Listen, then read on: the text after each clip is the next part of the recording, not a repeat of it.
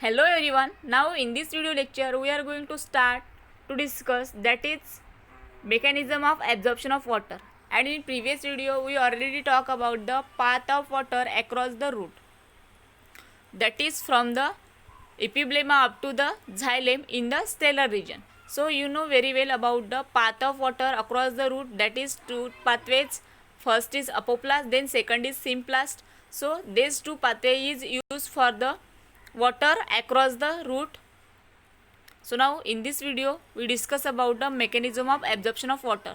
So mechanism of absorption of water, there are mainly two ways or two modes of absorption of water, that is first is passive absorption and then second is active absorption. So now in this video we discuss detail about the passive absorption and active absorption, means how to passive absorption is takes place and how to active absorption is takes place in the plant. So now we start first passive absorption, after that we discuss the active absorption. So we start to discuss passive absorption. So in passive absorption, it is the main way of absorbing of water through the roots and not by the roots from the soil into the plant. तर passive ॲब्झॉर्प्शनमध्ये काय होतं, जे water absorb होतं ते through the root absorb होतं, means रूटच्या हेल्पने काय होतं तिथे वॉटर ॲब्झॉर्ब होतं, not by the roots from the soil. तर फ्रॉम सॉईलपासून रूटपर्यंत नाही, तर रूट थ्रू जे अदर बॉडी पार्ट आहे कशामधले, प्लांटमधले, त्याच्यामध्ये जे ॲब्झॉर्प्शन होतं वॉटरमधले ते पॅसिव्ह ॲब्झॉर्प्शनमध्ये होणार. After that the main driving force is transpiration. The driving force is transpiration pull. तर हे पॅसिव्ह ॲब्झॉर्प्शन होण्यामागचं जे कारण आहे किंवा कशामुळे होतं पॅसिव्ह ॲब्झॉर्प्शन, तर ते होतं ट्रान्सपिरेशन पूलमुळे. आणि after that one most important thing is that there is no expenditure of energy. तर हे पॅसिव्ह ॲब्झॉर्प्शन जे आहे, ह्या पॅसिव्ह ॲब्झॉर्प्शनमध्ये कुठल्याही प्रकारच्या एनर्जीची गरज पडणार नाही. ठीक आहे. तर ही जी प्रोसेस आहे पॅसिव्ह ॲब्झॉर्प्शनची, ही विदाऊट एनर्जी काय केल्या जाते, कॅरी केल्या जातं. तर we draw one diagram for the understanding of passive absorption. For example, this is the tree. This tree have a roots. This is the roots.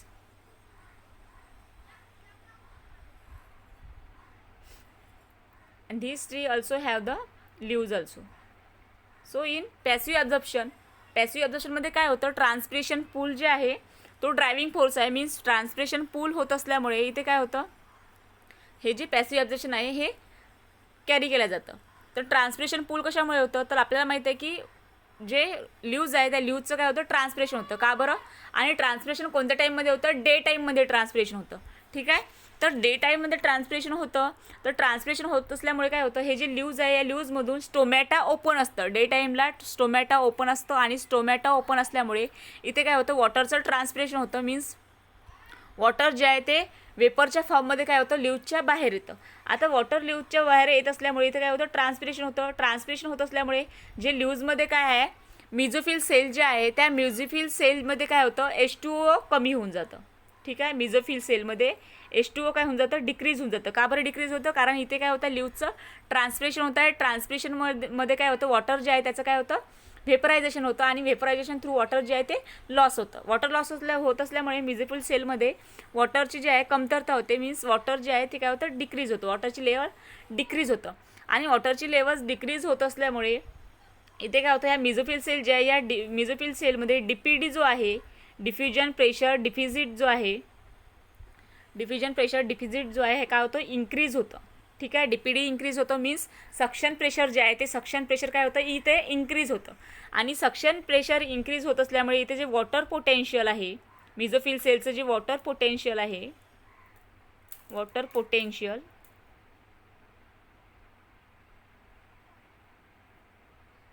इथे काय होणार, वॉटर पोटेन्शियल डिक्रीज होणार. इथे DPD इन्क्रीज होत आहे, बट इथे water potential जे आहे कशाचं, मिझोफिल सेलचं ते काय होतं आहे, डिक्रीज होत आहे. आणि वॉटर पोटेन्शियल डिक्रीज होत आहे म्हणजे ऑब्व्हियसली वॉटर पोटेन्शियल काय होत आहे, निगेटिव्ह होत आहे. ठीक आहे. तर वॉटर पोटेन्शियल निगेटिव्ह होत असल्यामुळे इथे काय होतं, ट्रान्सपिरेशन पूल होतं. ट्रान्सपिरेशन पूल काय होतं, जनरेट होतं. ट्रान्सपिरेशन पूल. आणि हे ट्रान्सपिरेशन पूल होत असल्यामुळे इथे ट्रान्सपिरेशन पूल होत असल्यामुळे काय होतं, हे जे रूटमध्ये जे काही वॉटर प्रेझेंट आहे, रूटच्या सायटोप्लाझममध्ये जे काही वॉटर प्रेझेंट आहे ते काय होतं, हे अपवर्ड डायरेक्शनली मूव्ह व्हायला लागतं. म्हणजे जिथे त्याला गरज, जिथे वॉटरची गरज आहे त्या ठिकाणी ते वॉटर काय होतं, जायला लागतं. का बरं? कारण इथे काय होतं, ट्रान्सपिरेशन पूल होत आहे. ट्रान्सपिरेशन पूल कशामुळे होत आहे, या ल्यूजचं काय होणार, ल्यूजमध्ये वॉटरचं वेपरायझेशन होणार. ल्यूजमध्ये वॉटरचं वेपरायझेशन होत असल्यामुळे, ट्रान्सपिरेशन होत असल्यामुळे विजोपिल सेल जे आहे त्या विजोपिल सेलमध्ये वॉटरची जे वॉटर प्रेझेंट आहे ते वॉटर काय होणार, वॉटर लॉस होणार आणि वॉटरची कमतरता होणार. आणि वॉटरची कमतरता होत असल्यामुळे इथे वॉटर लेवल जी आहे ती काय होणार, डिक्रीज होणार. आणि वॉटर लेवल डिक्रीज होत असल्यामुळे त्या सेलमध्ये काय होणार, डिफ्युजन प्रेशर डिपॉझिट जे आहे ते इन्क्रीज होणार. मीन्स सक्शन प्रेशर जे आहे ते सक्शन प्रेशर काय होणार, तिथे इन्क्रीज होणार.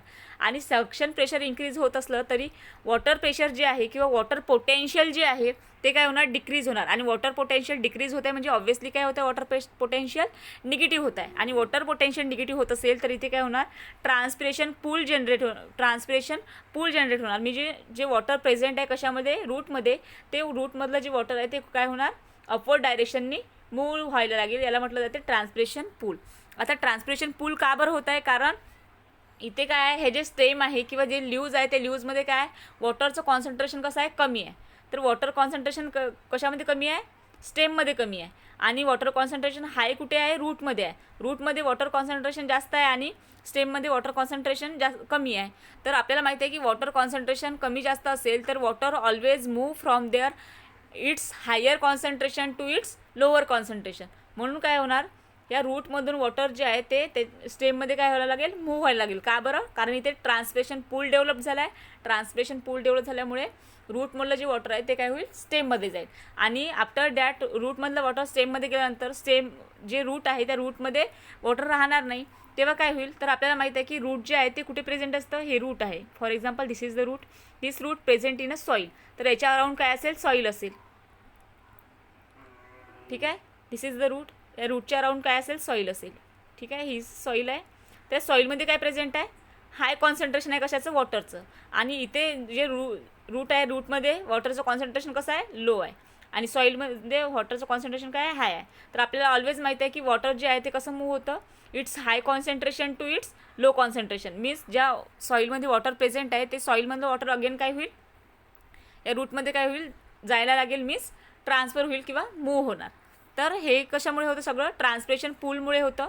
आणि ही जी प्रोसेस आहे पॅसिव्ह ॲब्झॉर्प्शनची, याच्यामध्ये कोणत्याही प्रकारची एनर्जी लागणार नाही. Means no expenditure of energy or no ATP is needed for the passive absorption. Passive ॲब्झॉर्प्शनसाठी कोणत्याही प्रकारची एनर्जी लागणार नाही. तर अशा प्रकारे पॅसिव्ह ॲब्झॉर्प्शन होणार with the help of transpiration pull. Transpiration pull develop झाल्यामुळे होणार. तर ही गोष्ट लक्षात ठेवायची की ट्रान्सपिरेशन पूलमुळे काय होतं, पॅसिव्ह ॲब्झॉर्प्शन होतं. देन हे कशावर थ्रू टेक्स प्लेस होतं, तर रूट थ्रू टेक्स प्लेस होतं, not by the root from soil. तर रूटमधून काय होतं, ट्रान्सपिरेशन होतं, रूटमधून काय होतं, वॉटर मूव्ह होतं, not by the root from soil. तर हे काय होते, त्याचे कन्सेप्ट होते कशाचे, पॅसिव्ह ॲब्झॉर्प्शनचे. After that we discuss the active absorption. तर ॲक्टिव्ह ॲब्झॉर्प्शनमध्ये काय होतं, तर ॲक्टिव्ह ॲब्झॉर्प्शन जे आहे, ॲक्टिव्ह ॲब्झॉर्प्शनमध्ये active absorption have the energy or expenditure of energy. तर ॲक्टिव्ह ॲब्झॉर्प्शनमध्ये एक्सपेंडिचर ऑफ एनर्जी होणार, म्हणजे इथे आपल्याला एनर्जीची गरज पडेल. का बरं गरज पडेल, आता पॅसिव्ह ॲब्झॉर्प्शन जे होतं ते पॅसिव्ह ॲब्झॉर्प्शन कोणत्या टाईमला होतं, डे टाईमला होतं. आणि 98% जे आहे प्लांटमध्ये पॅसिव्ह ॲब्झॉर्प्शनच होतं. ठीक आहे, पॅसिव्ह ॲब्झॉर्प्शन किती पर्सेंट होतं, 98%. आणि उरलेले जे 2% आहे, 2% फक्त काय होतं, ॲक्टिव्ह ॲब्झॉर्प्शन होतं. तर पॅसिव्ह ॲब्झॉर्प्शन का बरं होतं, ट्रान्सपिरेशन पूल डेव्हलप झाल्यामुळे होतं. तर ॲक्टिव्ह ॲब्झॉर्प्शन जे आहे, ॲक्टिव्ह ॲब्झॉर्प्शन कोणत्या टाईमला होतं, नाईट टाईमला होतं. ठीक आहे, तर नाईट टाईमला का बरं होतं, तर नाईट टाईमला स्टोमॅटा जो असतो तो काय असतो, क्लोज असतो. स्टोमॅटा क्लोज असल्यामुळे तिथे ट्रान्सपिरेशन होणार नाही. आणि ट्रान्सपिरेशन होत नसल्यामुळे तिथे जो वॉटर लॉस आहे तो वॉटर लॉससुद्धा होणार नाही. आणि वॉटर लॉस नसल्यामुळे ते जे ल्यूज आहे किंवा जे मिझोफिल सेल आहे त्यांच्याकडे काय असेल, भरपूर प्रमाणात काय असेल, त्यांच्याकडे वॉटर असेल. आणि भरपूर प्रमाणात वॉटर असल्यामुळे त्यांना वॉटरची गरज पडणार नाही. तर इथे काय होतं, वॉटर जे आहे ते low concentration to high concentration काय होतं, मूव्ह होतं.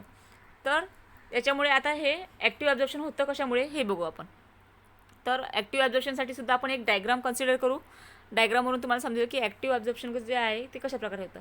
तर इथे सुद्धा आपण काय करू, एक प्लांट घेऊ. This is the plant, this is the root of plants. ठीक आहे. तर हे जे ॲक्टिव्ह ॲब्झॉर्प्शन आहे हे थ्रू द रूट्स. तर याच्यामध्ये हे ॲक्टिव्ह ॲब्झॉर्प्शन जे आहे हे रूट फ्रॉम सॉईल होणार. ठीक आहे. ते कशा थ्रू होत होतं, रूट थ्रू होत होतं. तर हे कशा थ्रू होत आहे, बाय रूट्स होत आहे. ते रूट थ्रू होतं, हे बाय रूट्स आहे. ठीक आहे. तर हे जे ॲक्टिव्ह ॲब्झॉर्प्शन आहे, ॲक्टिव्ह ॲब्झॉर्प्शनमध्ये एनर्जीची गरज पडेल, means expenditure of energy is needed for the active absorption. Then याचा जो ड्रायव्हिंग फोर्स आहे तो कोणता असेल, रूट प्रेशर. ठीक आहे. त्याचा ड्रायव्हिंग फोर्स जो होता पॅसिव्ह ॲब्झॉर्प्शनचा तो काय होता, ट्रान्सप्रेशन पूल. याचा जो ड्रायव्हिंग फोर्स आहे तो कोणता आहे, रूट प्रेशर. याच्यामध्ये रूट प्रेशर जो असेल तो काय आहे, ड्रायव्हिंग फोर्स आहे. देन ही जी प्रोसेस आहे ॲक्टिव्ह ॲब्झॉर्प्शनची हे कोणत्या टाईमला होणार, नाईट टाईमला होणार. ती कोणत्या टाईमला होत होती पॅसिव्ह ॲब्झॉर्प्शनची, डे टाईमला. नाईट टाईमला का बरं होणार, नाईट टाईमला स्टोमॅटा क्लोज असतो. स्टोमॅटा क्लोज असल्यामुळे ट्रान्सप्रेशन होणार नाही. ट्रान्सप्रेशन होत नसल्यामुळे वॉटर लॉस होणार नाही, आणि वॉटर लॉस होत नसल्यामुळे त्याच्याकडे भरपूर प्रमाणात वॉटर प्रेझेंट असेल.